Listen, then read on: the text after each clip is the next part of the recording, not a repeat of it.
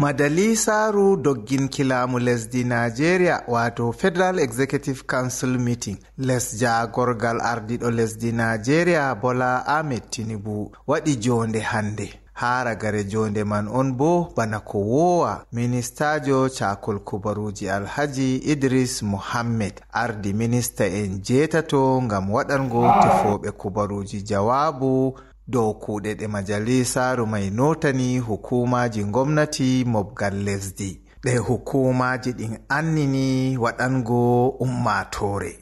Dalila ɗuɗoral kuɗe ɗe hukumaji fere gaddi ha yeso majalisaru man sai nde jonde maru hosi balɗe ɗiɗi. Ha jonde aran wato Kenya majalisaru man fuɗɗiri be hunnuki komishina en ɗiɗo iga hukuma hakkilanki bindirgol ɗuɗoral ummatore lesdi Nigeria wato National Population Commission. Nden majalisaru mai tokkitiri be waɗango minista en ɓoyma ɗiɗo ɓe maayi do'a. Ministajo hakkilanki cede wato finance Mustawale Edu waddi ɗarewol hukuma mako ngol tefi dungayere soduki motaji ngam dogginki kuɗe hande e jango ha hukuma man.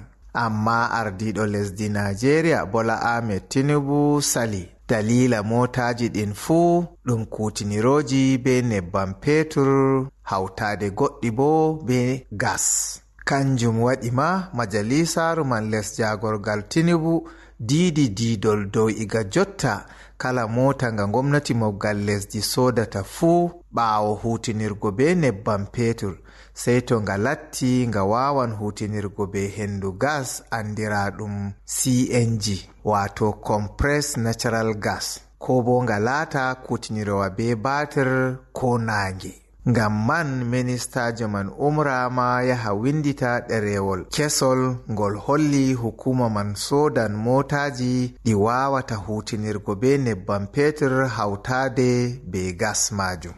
Iga sare laamu lesdi Nigeria Umar Aliyu ko de Radio International be TV.